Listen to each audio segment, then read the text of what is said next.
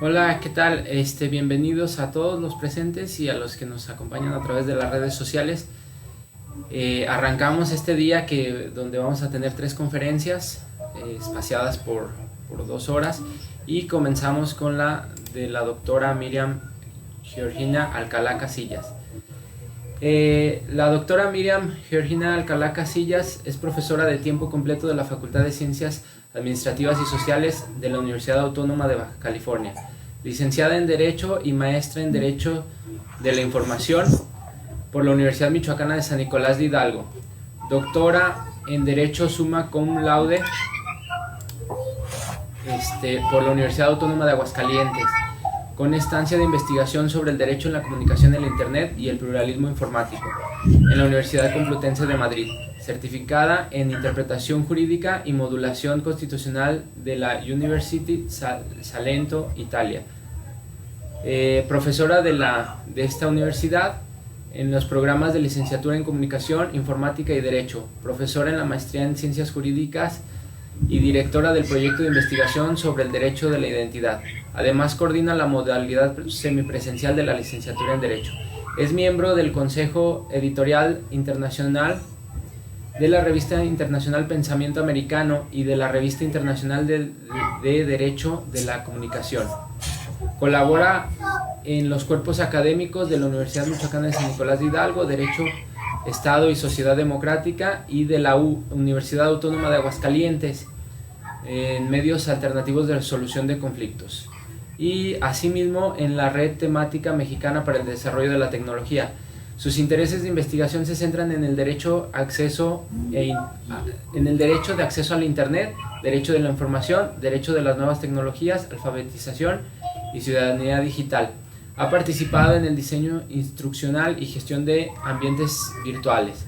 Entonces, como podemos ver a partir de esta presentación, pues ella es la especialista precisamente en todas estas herramientas del TICS y nos trae el tema relacionado con las tecnologías de la información y las comunicaciones y el acceso ahora con la pandemia, ¿no? Entonces te cedemos la palabra, te agradecemos por parte de la Facultad de Ciencias de la Ingeniería Administrativas y Sociales de la unidad de Tecate. Adelante, doctora. Muchas gracias, doctor Mauricio, y gracias a la Facultad de Tecate por la invitación. Es un honor para mí participar en este ciclo de conferencias. Yo les voy a compartir un estudio que realicé precisamente durante esta contingencia sobre el acceso a las tecnologías de la información y comunicación y su relación con el acceso a la educación en México durante esta pandemia, ¿no? Y en lo que va del año del 2020. Bueno, quiero poner en antecedente por qué es importante haber realizado este estudio. Bueno, es importante señalar que México quiere atender diversos marcos de referencia para la selección y definición de habilidades digitales, como son la Agenda 2030 de Desarrollo Sostenible de la Organización de las Naciones Unidas, con los estándares para el uso de la tecnología en los alumnos y en la educación de la Sociedad Internacional de Tecnología en Educación, y diversos estudios que son marco de referencia para las competencias digitales. En este tema, Europa nos lleva una ventaja en cuanto a la cuestión jurídica de protección del derecho de acceso a las nuevas tecnologías, sobre todo de las tecnologías de información y comunicación. Bueno, atendiendo a estos marcos de referencia, México en el año 2012 dio marcha a un programa de inclusión y alfabetización digital, pero es hasta 2014 que se crea la Coordinación General Aprende MX, un órgano desconcentrado en la Secretaría de Educación Pública que tiene el objeto de planear, ejecutar y evaluar dicho programa. Bueno, para tal efecto, la coordinación afirma que existe un derecho de los ciudadanos que consiste en el derecho de acceso a las tecnologías de la información, comunicación y conocimiento, para la alfabetización y aprendizaje digitales, las cuales facilitan el desarrollo de habilidades, saberes y competencias digitales. Bueno, atendiendo a estos marcos de referencia internacionales de la ONU, de la Sociedad Internacional de Tecnologías para la Educación, yo evalué, para determinar el acceso a las tecnologías de información y comunicación y su relación con la educación en México durante la pandemia o durante esta contingencia a causa de COVID, estoy evaluando 3 puntos o 3 ejes medulares: las estrategias implementadas en educación básica, las estrategias que echaron a andar las universidades públicas autónomas estatales, en la cual creo que es el punto central de mi estudio cuantitativo, y también el otro eje que se toma en cuenta es la disponibilidad de Internet, de televisión de paga y de televisión digital. ¿Por qué estoy evaluando estas 3 estrategias? Bueno, se supone que el gobierno federal determinó o estableció la estrategia Aprende en Casa por televisión y en línea, ofreciendo contenido educativo para preescolar, primaria, secundaria y bachillerato mediante canales de televisión y mediante Internet. Sin embargo, bueno, sabemos que las condiciones de México no son las mejores en cuanto a televisión de paga o satelital y de Internet, pero de esto lo vamos a ver un poquito más adelante, al final casi de la presentación. En cuanto a estrategias de educación básica, les comentaba, la SEP estableció este programa, esta estrategia de Aprende en Casa, pero solamente mediante los canales de televisión 11.2 de niños, 11 niños y 14.2 de Ingenio TV. Estos 2 canales no están disponibles en todo el territorio mexicano, y donde están disponibles solamente se puede acceder a través de Megacable, Total Play, Dish, Axtel, Sky, Easy y Claro Video. Es decir, para poder acceder a estos canales voy a tener que pagar un servicio de televisión o de Internet para poder acceder a los contenidos educativos. Además de la gravedad que vamos a ver más adelante, que voy a enseñar o mostrar los números de cuántos hogares tienen televisión y cuántos hogares tienen Internet, el tiempo que está destinando la Secretaría de Educación Pública pues es insuficiente para ver todos los contenidos educativos o abarcar todas las áreas del conocimiento. Por nivel educativo, por ejemplo, vemos que en educación inicial únicamente dispone 15 minutos diarios para programación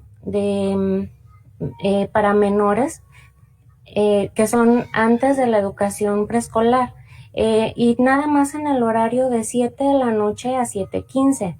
En preescolar destina 120 minutos divididos en 4 áreas del conocimiento, y los horarios son de 7 a 9 de la mañana con repetición de 3 a 5 de la tarde.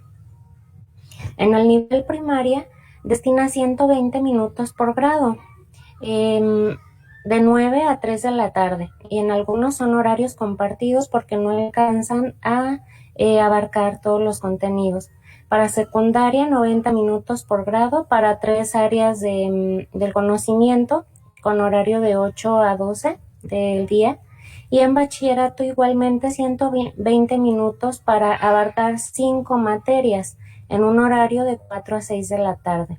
Estos horarios se repiten en vivo y los pueden observar a través de televisioneducativa.gov.mx y aprendeencasa.mx. Además de esta estrategia, la SEP implementó un maestro en línea para resolver dudas por correo electrónico, pero únicamente en un horario de 10 a 6 de la tarde.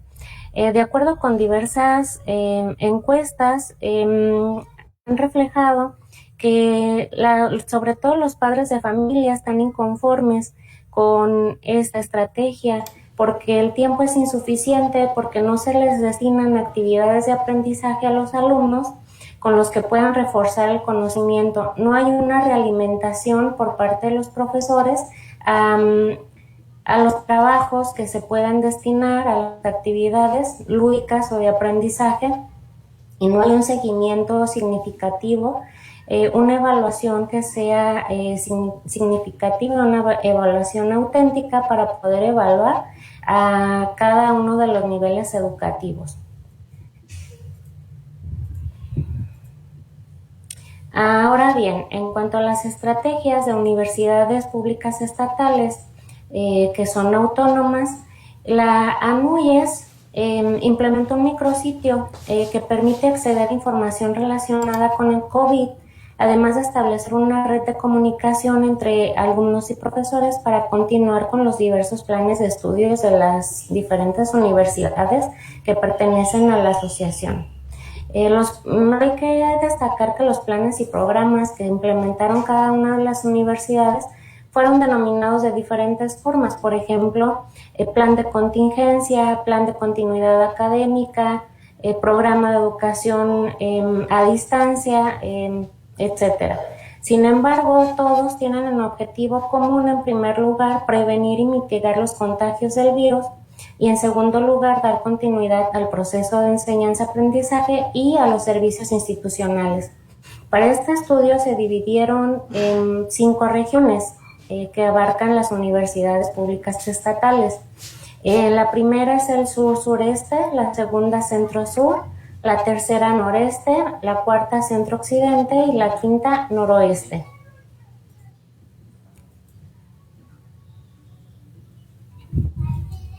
Muy bien, en el sur-sureste vemos que en Veracruz ya contaba con una plataforma institucional para la modalidad presencial mixta y virtual. Igualmente hizo uso de Colabora 365, de Webex, la plataforma de Telmex, y de Skype, así como Zoom, para dar continuidad a su proceso de aprendizaje. En Tabasco, para dar continuidad a los planes educativos, solamente emitió un comunicado en el que ordenaba o indicaba a los profesores que implementaran Microsoft Teams en sus materias y en sus planes de estudio para continuar con las clases. En Campeche únicamente estableció un comunicado donde señalaba la preparación de un programa alterno para la continuidad de actividades escolares, informando que se reanudarían de manera virtual, pero nunca especificó con qué plataformas ni con qué medios iba a continuar. En este sentido, pues los estudiantes están inconformes porque están perdidos, los profesores no saben qué hacer o qué medios utilizar, cómo evaluar, y los estudiantes tampoco saben cómo aprender ni cómo continuar con el proceso de aprendizaje, ¿no? En Quintana Roo ya tenían o ya contaban con la plataforma Moodle, además de utilizar la suite de Google. Por ejemplo, ahí establecieron el uso de Google Classroom y de Meet y de otras herramientas con las que cuenta Google para poder continuar con el proceso de aprendizaje. Aquí cabe destacar Chiapas, que ya tenía también una plataforma propia, Educate. También estableció como herramienta de comunicación oficial la suite de Google y las videoconferencias de Telmex o Webex. Yucatán estableció entre sus estrategias únicamente la suspensión de clases presenciales y el trabajo a través de correo electrónico institucional. No informa en sus medios de comunicación ni en sus comunicados o informes cuál es el servidor en el que van a trabajar los estudiantes y los profesores. Hidalgo implementó una estrategia muy completa, además de brindar cursos de capacitación, de actualización para profesores y para estudiantes a través de diversas plataformas. Hizo uso de su plataforma propia que se llama Garza Syllabus.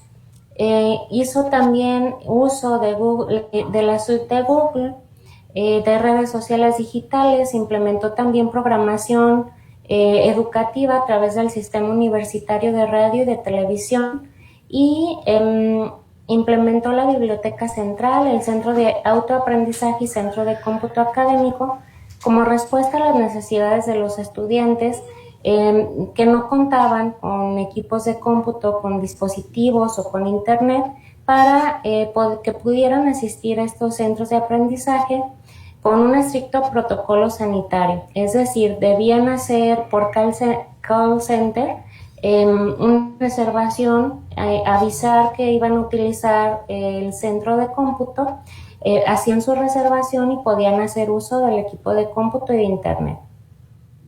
Muy bien, en Tlaxcala hicieron uso de Zoom y de la suite de Google. En Estado de México también tenían su propia plataforma denominada Seduca.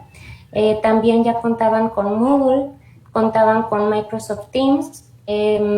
También el rector permitió el uso de Schoology, de Google Suite, de la suite de Google y de Zoom. Morelos únicamente contaba con Moodle. En la siguiente región, Puebla es una de las universidades de las dos que hay en el país públicas que contaba ya con una plataforma de las más caras del mercado, que es Blackboard. También cuenta con Moodle, con Microsoft Teams, con la suite de Google y también usa Office 365. En Guerrero únicamente implementaron el uso de la suite de Google y de hacer uso de videos de YouTube. Oaxaca implementó Teams de Microsoft, la suite de Google, Zoom, Webex. Bueno, aquí como pueden ver estas tres universidades de Coahuila, Nuevo León, Tamaulipas, y estas tres universidades implementaron Teams de Microsoft. San Luis Potosí igualmente, Zacatecas únicamente Coursera. Guanajuato es una de las 6 universidades que también contaba con su propia plataforma educativa o sistema universitario de multimodalidad educativa. Aquí hay que reconocer que Guanajuato ya tiene casi todas sus carreras o programas de licenciatura en su modalidad virtual, modalidad a distancia y modalidad escolarizada, es decir, ellos ya estaban preparados antes de la contingencia para ofrecer educación a distancia. Querétaro tenía o contaba también con Moodle y con la suite de Google. Michoacán, la Universidad Michoacana de San Nicolás de Hidalgo, implementó la suite de Google derivada de la contingencia y cuenta con un sistema universitario virtual Nicolaita, pero únicamente para las carreras de Derecho y Contaduría. Es decir, ofrecía ya 2 programas de licenciatura, pero solamente la de Derecho y Contaduría. Colima también es de las universidades que implementaron una estrategia más completa de casi todo el país. Ellos ya contaban con un observatorio de tecnologías de la información y comunicación. También cuentan con un centro de aprendizaje total que ofrece cursos de capacitación continuos para profesores y para estudiantes. Cuenta con su plataforma propia de sistema de gestión para el aprendizaje en línea, además de hacer uso de la suite de Google y de Teams de Microsoft. Aquí otra de las 2 universidades que no respondió a través de ninguna plataforma o herramienta, o que por lo menos no la dio a conocer, fue la Universidad de Nayarit. A pesar de que emitió diversos acuerdos sobre la suspensión de actividades académicas y administrativas, estableciendo el uso obligatorio de las TICs para desarrollar exámenes de licenciatura y posgrado de forma virtual, nunca especificó con qué plataformas electrónicas o medios disponía para dichas actividades. Aquí hay que reconocer también Aguascalientes, aparte de Guanajuato y de Colima, que son de las universidades más avanzadas en cuanto a tecnologías de la información y comunicación y que también implementó una estrategia muy completa. Además de ofrecer cursos de capacitación para profesores y estudiantes, implementó también el programa para entretenimiento, para ocio, para temas de cultura, de artes, de cine, entre todas estas actividades, para que, es decir, ofrecer una amplia gama a los estudiantes o profesores para contar con estos materiales en su casa, ¿no? Para evitar que salgan, pues se les ofrece a través de televisión, de redes sociales, de Facebook, de televisión y radio de la Universidad de Aguascalientes, diversos programas y contenidos, no nada más educativos, sino culturales y artísticos. También cuenta la Universidad de Aguascalientes con Moodle, implementó la herramienta Zoom y Skype, el Teams de Microsoft, Office 365, además de la red social Yammer. Jalisco también es de las universidades pioneras en educación a distancia, en educación virtual. Tiene más de 20 años la UDG, la Universidad de Guadalajara, con más de 9 programas de licenciatura en línea, 9 programas de posgrado, educación continua con más de 100 cursos y diplomados, además de bachillerato en línea y general y por áreas interdisciplinarias. La Universidad de Guadalajara cuenta con el campus virtual o UDG virtual, además de la plataforma de Google. Baja California cuenta o implementó el plan de continuidad académica a través, el semestre pasado fue a través de Classroom y de las diversas herramientas que los profesores ya tuvieran conocimiento y que ya estuvieran usando, pero además de invitar a toda la comunidad a usar Blackboard. ¿Por qué? Porque Blackboard, si se dan cuenta, nada más 2 universidades de las 31 que yo les estoy mostrando cuentan con esta plataforma, porque es una de las más completas y además de las más caras del mercado, pero es de las más completas porque tiene varias opciones de configuración y de posibilidades para implementar no nada más planeaciones de clases, sino clases en línea, clases virtuales, diversas maneras de evaluación y herramientas para evitar plagio, para evitar que los estudiantes incidan o caigan en estas malas prácticas. Baja California Sur ya contaba con su propia plataforma denominada en línea UABCS. Chihuahua contaba con Moodle, Webex y la suite de Google. Durango igualmente hizo uso de Zoom, Moodle y su sistema de universidad virtual. Y finalmente Sonora contaba con Moodle, la plataforma virtual de enlace académico, además de la suite de Microsoft.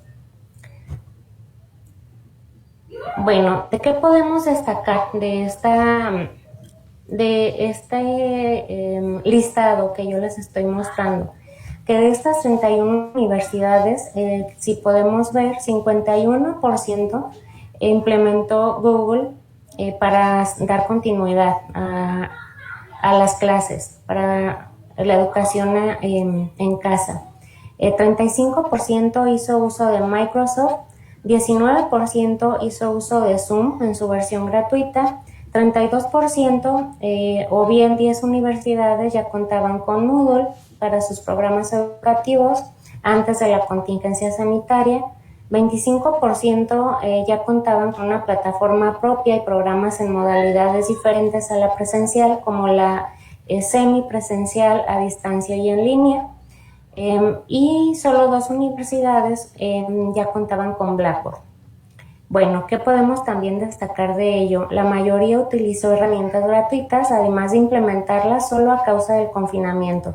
Fueron pocas las que ya contaban con plataformas propias o con herramientas que ya las implementaran antes de la contingencia. Poco más de la mitad de las universidades presentó estrategias didácticas específicas. El resto solo encomendó acciones prospectivas de implementar o de integrar el uso de herramientas digitales para la alfabetización y para la educación. Bueno, ahora vamos a ver la disponibilidad de Internet, lo que les comentaba al principio de la charla. ¿Cuántos ciudadanos tienen la posibilidad de acceder a Internet, a servicios de televisión de paga y a servicios de televisión digital? Si consideramos que únicamente Aprende en Casa se transmite a través de Axtel, de Dish, Megacable, Sky, Total Play e Easy, tenemos que los paquetes controlados mensuales, los costos de Internet, oscilan entre el más barato de 250 pesos y el más caro a 2,500 pesos mensuales. Y variando de la velocidad. Por ejemplo, para un paquete mensual de Internet móvil que ofrece de 1,000 a 25,000 megabytes, los costos son de 250 pesos a 2,000 pesos mensuales. Para Internet fijo, que oscila entre los 20 a 50 megabytes por segundo de velocidad, oscilan los costos entre 349 pesos a 600 pesos. El más caro y el más costoso, que solo lo implementan en regiones muy alejadas, como algunas ciudades de Tamaulipas, el Internet satelital, que solo ofrece 2 a 5 megabytes por segundo, es el más costoso porque cuesta 2,199 pesos con una velocidad muy lenta y poca calidad. Para velocidades asimétricas de banda ancha fija, los precios oscilan entre 419 pesos, y las velocidades simétricas, es decir, más estables de subida y de bajada, que son a través de fibra óptica, el paquete más caro es de 2,449 pesos. Bueno, si consideramos estos costos, resultado de varias estadísticas y de la última encuesta y estudio del Instituto Federal de Telecomunicaciones, únicamente 80,6 millones de personas usan Internet, y de estos 80,6 millones solamente, más bien 76%, es decir, la mayoría de las personas corresponden a zonas urbanas. El restante corresponden a zonas rurales y que tienen poca conexión a Internet, y pues menos aún a servicios así más avanzados y sofisticados. De estos 80,6 millones de personas, de los 124 millones mexicanos que somos, 20 millones de hogares disponen del servicio de Internet. De estos 80 millones de personas que usan Internet, únicamente 49 millones es usuaria de una computadora en casa. Es decir, para implementar esta estrategia de televisión y en línea que puso en marcha la Secretaría de Educación Pública, pues no está considerando que no todos tienen una computadora, que no todos tienen acceso a Internet. Ahora, para paquetes controlados mensuales de televisión de paga para servicios básicos, oscilan los precios de 270 pesos a los 1,074 pesos para servicios satelitales. También estadísticas del INEGI y del Instituto Federal de Telecomunicaciones muestran que el 92,5% de hogares cuenta con una televisión.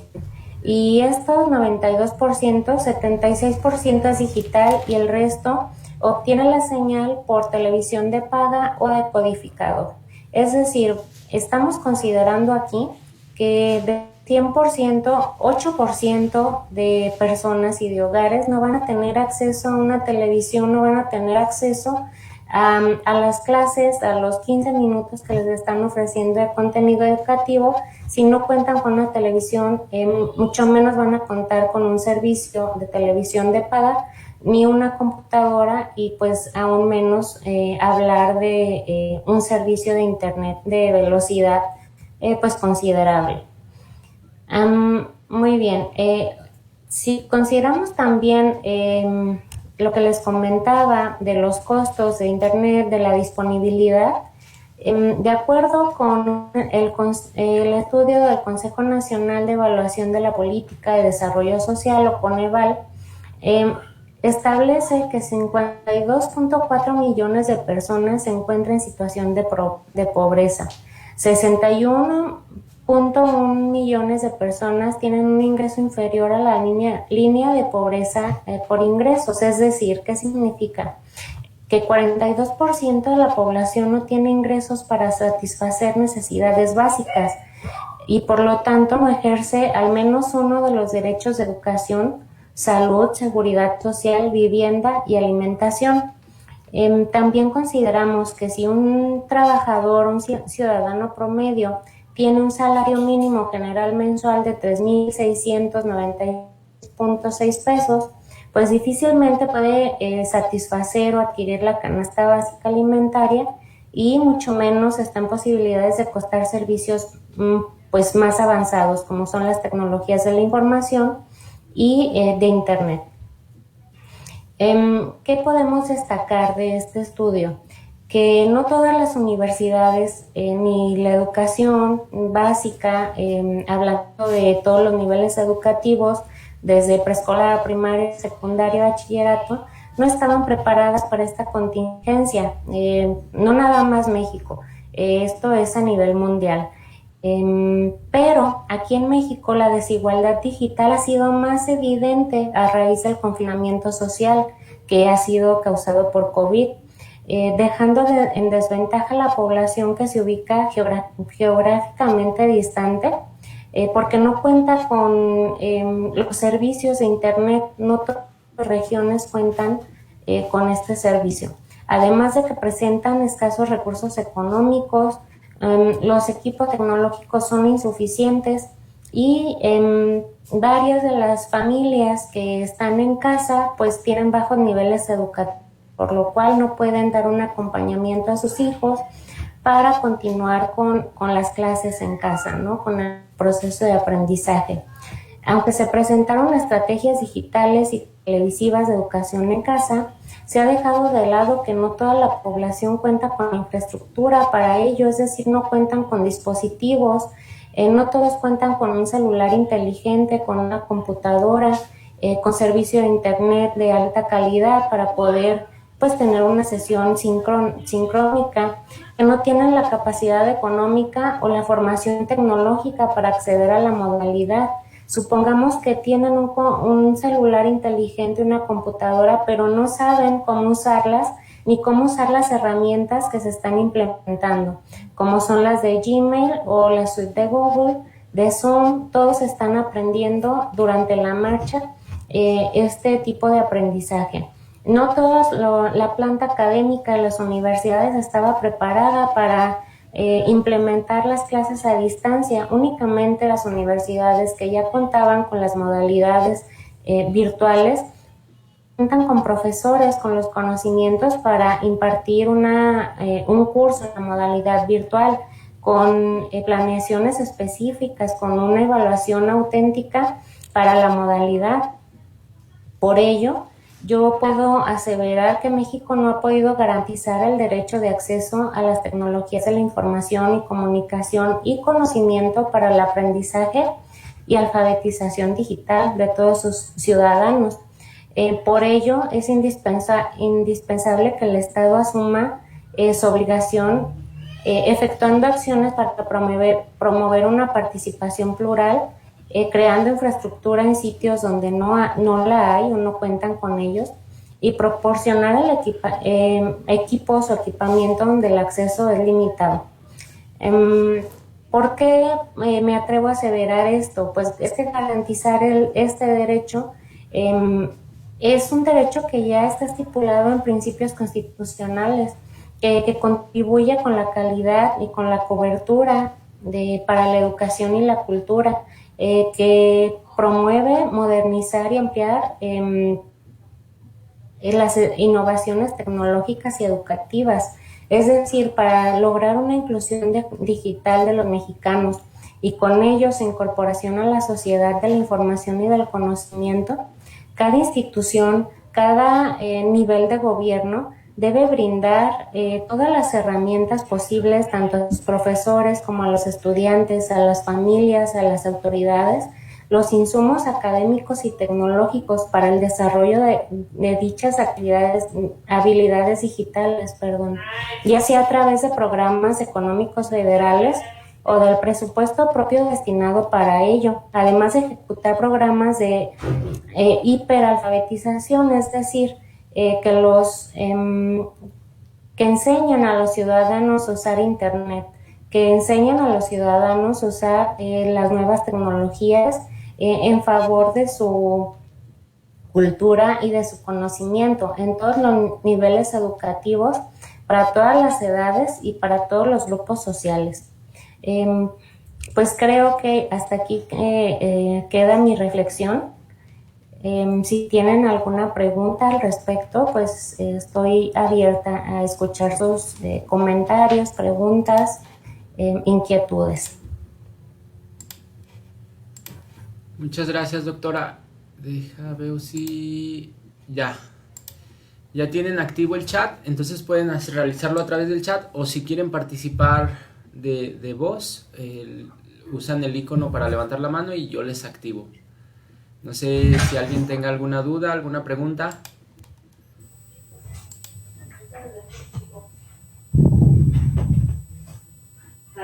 ¿Puedes retomar tu clase? Dudas que surjan, comentarios que realicen en el chat.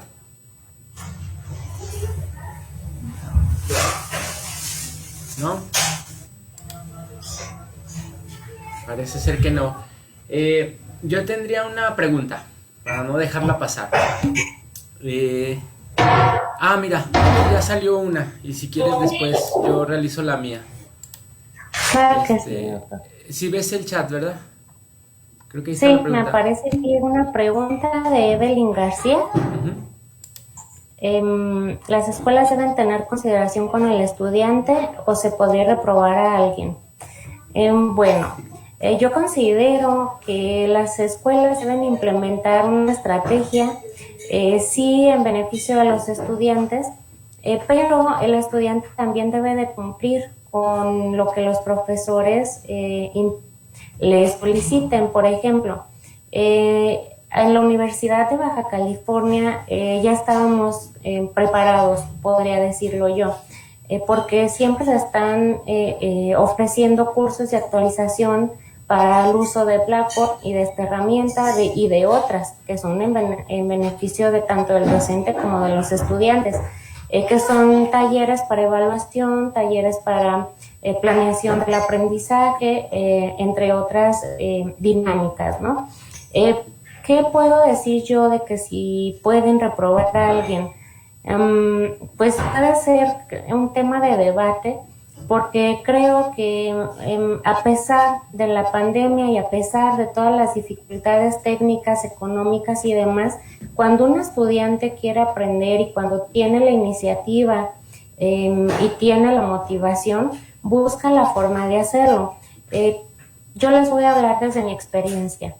Tengo estudiantes, o tuve este semestre estudiantes que, a pesar de vivir en zonas rurales, de tener pocas habilidades digitales, trataron de cumplir con lo que yo les solicitaba en la plataforma de Blackboard. Trataban de cumplir con el horario de las actividades que yo les establecía, y se ve, ¿no?, la iniciativa de los estudiantes cuando quieran aprender. En contraste, hay otros alumnos que siempre buscan excusas, ¿no? Es que está la pandemia, no tengo computadora, no buscan la forma de cumplir con lo mínimo que un profesor les puede solicitar. Sí considero que el profesor debe ser flexible con el alumno, considerar todo su entorno, su contexto, pero tampoco acreditar a un alumno sin que cumpla con lo que un profesor le está solicitando. Es decir, si el profesor lo evalúa y mide sus conocimientos, habilidades y competencias requeridas en una unidad de aprendizaje, pues acreditar, ¿no?, o evaluar diferente al alumno. Pero si el alumno no busca la forma de comunicarse con su profesor, de aprender y de obtener el conocimiento, pues sí, creo que regalar, por ejemplo, calificaciones, que creo que van en el sentido más o menos la pregunta, sí sería injusto para los estudiantes que sí se pusieron las pilas, que sí cumplieron con las actividades. Considero que sí podrían reprobar a los estudiantes, a menos que se emitiera un decreto. En Italia, por ejemplo, sí emitieron un decreto nacional de que ningún estudiante iba a reprobar en este ciclo escolar, que todos debían acreditar por la situación de la pandemia. En México no ha habido un decreto de tal magnitud, pero si lo hubiera, pues ya los profesores tendríamos que adaptarnos. Pero en concreto, si un estudiante no cumple, pues sí sería acreedor de reprobar, ¿no? Gracias por tu participación, Evelyn. ¿Alguna otra pregunta? Bueno, mientras se animan a alguna otra, para que sean 3. Por ejemplo, mi duda es la siguiente. Tú hablabas de que no se está garantizando, ¿no? Y es algo que es como evidente de que en México pues no tenemos una cobertura nacional de internet, que hay poblaciones muy alejadas donde desgraciadamente ni siquiera llega, ¿no? El servicio a veces de telefonía o llega a medias. Pero tú ¿qué crees? ¿A qué crees que se deba esto? Si se supone que somos el 15 país potencia económica del mundo, ¿no? O sea, ¿qué es lo que sucede con los recursos? ¿Si hay, no hay o no llegan? A ver, ¿cuál es el problema aquí? Pues nos vamos a meter a las situaciones monopolísticas o oligopolísticas, porque en otros países, les puedo hablar de Finlandia, de Italia, les permiten acceder a Internet de forma gratuita.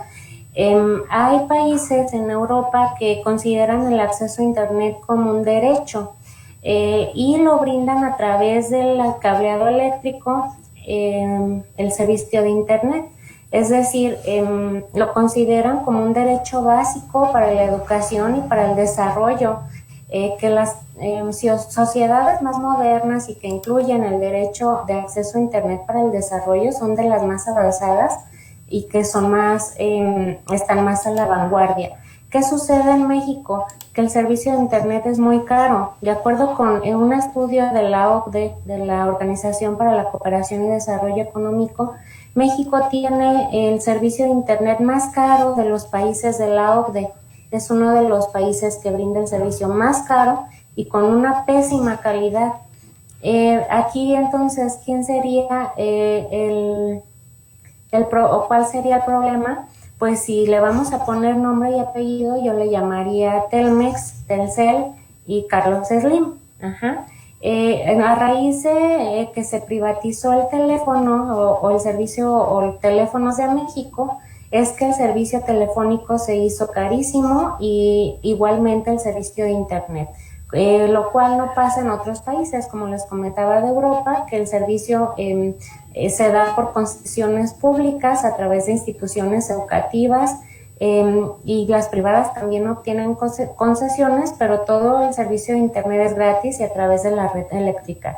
Hubo una iniciativa en el estado de Aguascalientes por estar ahí, no recuerdo, es una oficina de Infotec. Infotec promovió que también el servicio de Internet se brindara a través de la Comisión Federal de Electricidad.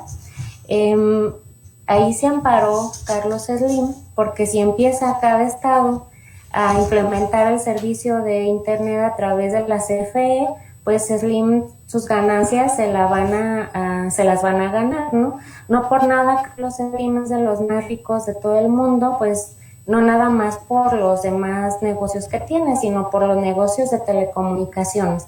Entonces, ¿cuál es el problema en México? Que el servicio es caro porque no hay varios operadores que ofrezcan el mismo servicio. Aquí yo les hablaba de que Easy,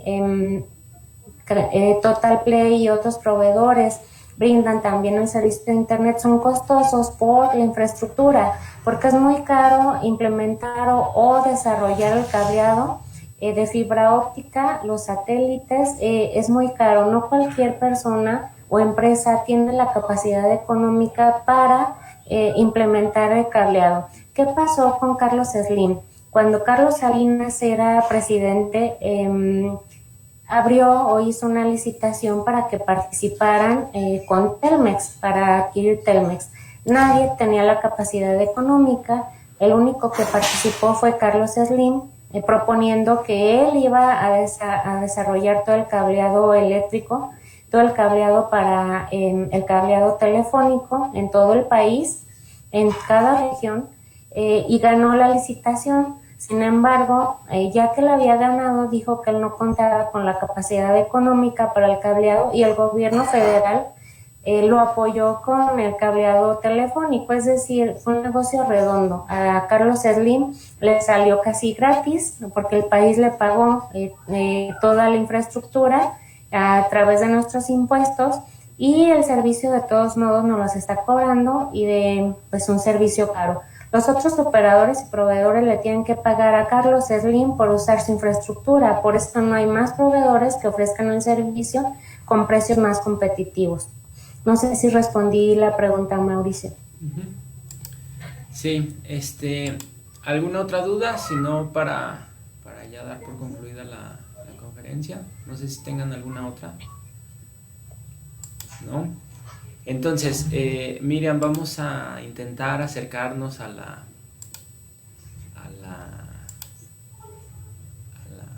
ay, se puso acostado. Déjame ver. Perdón, no puedo voltearlo. Según yo volteé la foto. A ver, creo que sí lo hice. Sí. Un momento, sí. Intentando acercarnos, ¿no? A lo que era antes. A las nuevas tecnologías. Ajá, lo más posible. Y le cedemos la palabra a la maestra Mirna Bejarano, que te hará entrega virtual de tu reconocimiento y adelante en algunos días te lo haré llegar en físico y en digital en unos momentos. ¿Sale? Entonces le cedemos la palabra a la maestra Mirna. Hola, muy buenos días, muchísimas gracias y muchas felicidades, excelente tu exposición, doctora. Me voy a permitir dar lectura del reconocimiento. Universidad Autónoma de Baja California, Facultad de Ciencias de la Ingeniería, Administrativas y Sociales, Unidad Tecate, otorga el presente reconocimiento a doctora Miriam Georgina Alcalá Casillas, por la participación de la conferencia sobre el tema el acceso a las TICs y a la educación en México durante el COVID-19 dentro del ciclo de conferencias 2020. Perspectiva del derecho y sus realidades, llevando a cabo en la sala virtual de esta unidad académica el día 4 de septiembre del presente año. Atentamente, por la realización plena del hombre, Tecate, Baja California, septiembre de 2020. Doctor Óscar Omar Ovalle Osuna, director de la facultad. Muchísimas gracias, maestra. Un honor para mí participar en este ciclo de conferencias. Todas han sido muy interesantes y muy importantes para el estudio y para el aprendizaje de nuestra comunidad estudiantil y universitaria, ¿por qué no? Muchas gracias. Al contrario, doctora, muchísimas gracias a usted y te reitero, excelente su ponencia. Gracias, maestra. Muchas gracias, doctora Miriam. En breve te hago llegar tu reconocimiento digital y en los posteriores días te hago llegar el físico. Muchas gracias por tu participación. Que sí. Muchísimas gracias. Vale. A todos, nos vemos en una hora, a las 11 en punto, comenzamos con la siguiente, perdón, a las 12 en punto, comenzamos con la siguiente exposición sobre los derechos del feminismo indígena. Aquí cortamos y muchas gracias.